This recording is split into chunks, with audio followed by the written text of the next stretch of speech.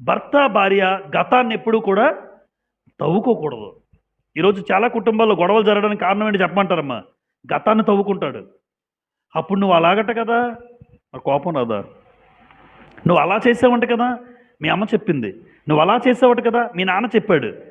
భార్యాభర్తల మధ్య ఎప్పుడూ కూడా గతం అనేది గతహ అన్నాడు చూడు. గతాన్ని ఏమంటారు? గతం గతహ అంటారు. గతహ అంటే గతాన్ని ఎప్పుడు మీరు జ్ఞాపకం చేసుకోకూడదు.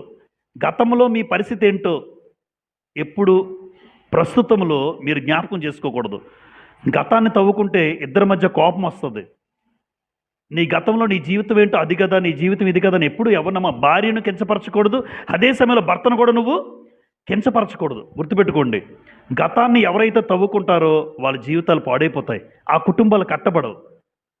నా భర్తగా నా జీవితం, నా గతం, భార్యగా నా గతం అక్కడితో విడిచిపెట్టి